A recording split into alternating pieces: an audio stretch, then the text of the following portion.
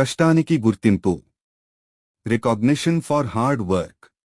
రంగాపురం అనే ఊళ్ళో గోపయ్య అనే పేదవాడు ఉండేవాడు. ఎవరే పని చెప్పినా చేసిపెట్టి వాళ్ళిచ్చే డబ్బు తీసుకునేవాడు. ఏ పనైనా చాలా శ్రద్ధగా నిజాయితీగా చేస్తాడని అతడికి పేరు. ఓసారి గోపయ్యను ఆ ఊరి జమీందారు పిలిచి తన దగ్గరున్న పడవకు రంగు లేయమని, అందుకు 50 రూపాయలు ఇస్తానని చెప్పాడు. In a village called Rangapuram there lived a poor man named Gopya.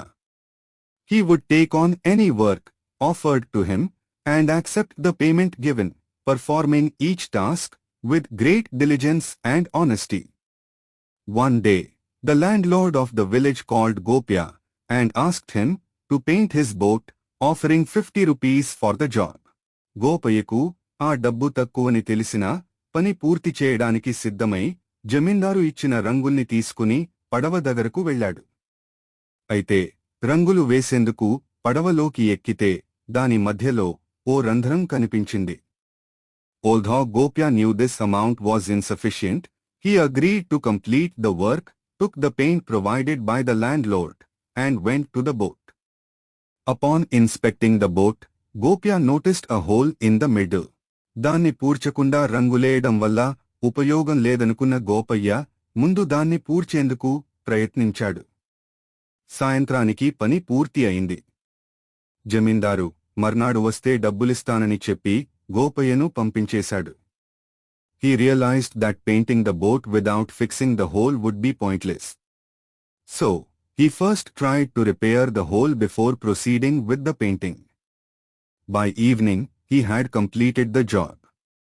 The landlord told Gopya that he would pay him the money the next day and sent him on his way. మర్నాడు జమీందారు కుటుంబ సభ్యులంతా ఆ పడవ ఎక్కి ఊరవతలకు వెళ్లారు. అదే రోజు ఊరినుంచి తిరిగొచ్చిన జమీందారు నౌకరుకి ఈ విషయం తెలిసి కంగారు పడుతూ జమీందారు దగ్గరకు వెళ్లి ఆ పడవకు ఉన్న రంధ్రం గురించి చెప్పాడు. దాంతో జమీందారు కంగారుతో అప్పటికప్పుడు నది ఒడ్డుకు వెళ్తే కాసేపటికి కుటుంబ సభ్యులంతా పడవలో తిరిగి రావడం కనిపించింది. వాళ్లు ఒడ్డుకు చేరుకున్నాక పడవను గమనిస్తే ఎక్కడా రంధ్రం కనిపించలేదు. The next day, the landlord and his family went on a boat trip. When the landlord returned and learned about the hole from the boatman, he hurried to the river bank. He saw the family safely returning to the shore and noticed that the hole in the boat was no longer visible. విషయం అర్థమైన జమీందారు అప్పటికప్పుడు గోపయ్యను ఇంటికి పిలిచి చెప్పినదానికన్నా ఎక్కువ డబ్బు ఇస్తూ రంగులేయమని చెబితే రంధ్రాన్ని కూడా పూడ్చావు. నీ మేలు మర్చిపోలేను. నీవల్లే ఈ రోజున నా ఇంట్లో వాళ్లు ప్రాణాలతో బయటపడ్డారు అని ప్రశంసించాడు. అలా గోపయ్య మంచితనం ఊళ్ళో వాళ్లంతా మరోసారి తెలుసుకుని అతడిని అభినందించారు. Understanding what had happened, the landlord immediately called Gopya to his house and praised him. He gave Gopya more money than originally promised and said, "You were instructed to paint the boat, but you also repaired the hole. I will never forget your kindness. Because of you, my family was saved today."